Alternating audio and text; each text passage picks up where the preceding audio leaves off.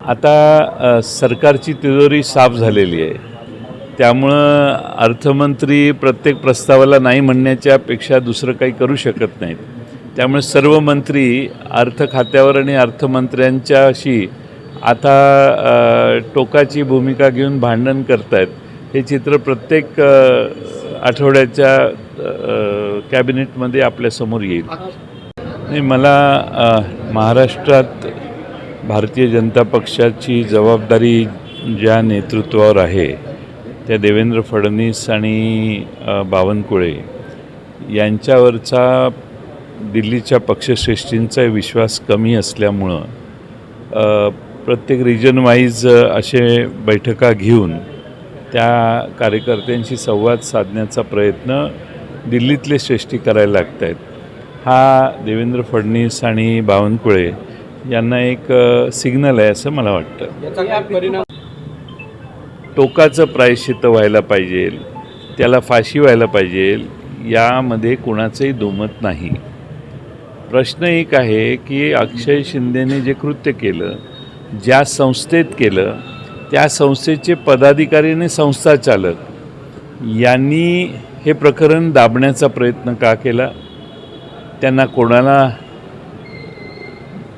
Protect करायचं होतं? पालक पोलिसांच्याकडे गेले तर पोलिसांनी देखील तो गुन्हा नोंदवायला विलंब लावला. याच्यात कोणाचा दबाव होता? आणि संस्था चालक आणि पोलीस ज्यांनी हा गुन्हा नोंदवला नाही यांच्यावर पण कारवाई व्हायला पाहिजे. आता अक्षय शिंदेला संपवण्यात आलं किंवा एन्काउंटर झालं किंवा काय, पोलिसांच्या दोन स्टोऱ्या आहेत. एक स्टोरी म्हणजे त्याने पोलिसांचीच रिव्हॉल्वर काढली आणि स्वतःचा शेवट करून घेतला. दुसरी स्टोरी लगेच थोड्या वेळाने बाहेर आली, अर्ध्या तासाने, की पोलिसांनी त्याचा एन्काउंटर केला. अरे, गाडीत बसलेल्या माणसाची एन्काउंटर करायची गरज काय? पण अक्षय शिंदेला फाशीची शिक्षा व्हावी ही आमची पूर्वीपासून मागणी होती.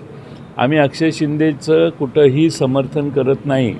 आमचा विषय त्याच्या पलीकडे आहे की ज्या संस्था आणि ज्या पोलिसांनी अशा प्रकारचा अत्याचार झाल्यानंतर त्या गुन्ह्याकडे दुर्लक्ष केलं, तो गुन्हा दाबण्याचा प्रयत्न केला, म्हणून तर बदलापूरकर रेल्वे रुळावर येऊन थांबले होते. एवढा मोठा मोर्चा का निघाला? चीड लोकांना ही होती की एका लहान मुलीचं शोषण होतं आहे, त्या शोषणाच्यासाठी पालक शाळेत जातात, अनेक वेळा धडक्या मारून येतात, पण शाळा दाद देत नाही. पोलीस स्टेशनमध्ये गेल्यावर पोलीस स्टेशनही पूर्ण दिवस, काही तास, कित्येक तास पोलीस स्टेशनमध्ये बसून FIR दाखल करून घेत नाही. हे धाडस या दोन्ही व्यवस्थेत कसं काय निर्माण झालं? कुणाचं प्रोटेक्शन होतं? वरून कोण सांगत होतं की नाही, गुन्हा नोंद करू नका, नाही त्या संस्थेवर काही आच आली नाही पाहिजे? हे कोण सांगत होतं? याची चौकशी झाली पाहिजे. म्हणून बदलापूरकर रस्त्यावर आले. त्यामुळं अक्षय शिंदेला फाशी व्हायला पाहिजे होती. आज या वेगळ्या प्रकारे त्याचा अंत झाला, त्याचं समर्थन कोणी करणार नाही. पण या दोन घटनांची चौकशी होणार नाही अशी आता परिस्थिती निर्माण होऊन देऊ नका. आमची मागणी आहे की चौकशी या गुन्ह्याची आणि या दोन्ही संस्थांनी जो डिले केला त्याची चौकशी होऊन त्यांच्यावर देखील त्यांचं प्रायश्चित्त देण्याचं काम केलं पाहिजे. मात्र सुधीर मुनगंटीवार जे आहेत त्यांनी असं आहे की त्यांनी आरोप केला म्हणजे तसं होतं असं थोडी आहे. आणि जरांगे स्वतंत्रपणाने त्यांचं आंदोलन करत आहेत आणि त्यांच्या मागण्या सरकारकडे मागत आहेत. सरकार त्याबाबतीत लवकर निर्णय घेत नाही आणि त्यामुळं जरांगेंचं आंदोलन असो किंवा दुसऱ्या बाजूने OBC समाजातले लोकांची आंदोलनं असोत आणि त्याकडं सरकारनं अक्षम्य दुर्लक्ष केलं, त्यामुळं लोकांच्यात महाराष्ट्रात असंतोष आहे. आता हे कोण कोणाच्या जवळ आहे अशी निष्कर्ष काढून लोकांचा गैरसमज करणं हे चुकीचं आहे. ते त्यांच्या जीवावर, त्यांच्या ताकदीवर आंदोलन करत आहेत.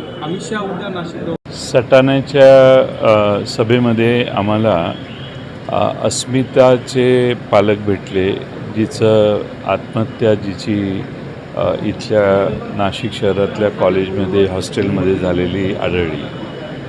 त्याच्याविषयी पालकांच्या व्यथा आणि अन्य तिथं काही बाकीच्या गोष्टी कानावर आलेल्या, त्या सर्व आम्ही त्यांच्या कानावर घालायला आणि त्या अस्मिताच्या बाबतीतला जे काही चौकशी आहे ते ताबडतोब करावी अशी मागणी आम्ही त्यांच्याकडे केली.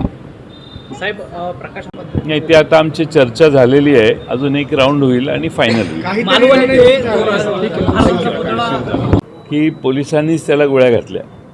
त्यामुळे 2 पोलिसांच्या मध्ये बसलेली व्यक्ती पुढच्या पोलिसाचे रिव्हॉल्वर काढून घेऊ शकते आणि त्याच्या गोळीबारामध्ये त्यालाच शेजारचा माणूस ज्याने गोळ्या घातल्या त्याचंही ट्रॅक रेकॉर्ड बघा, त्याचंही नाव शिंदेच आहे, त्याचं ट्रॅक रेकॉर्डही बघा. पण अक्षय शिंदे यांचं समर्थन विरोधी पक्ष करत नाही.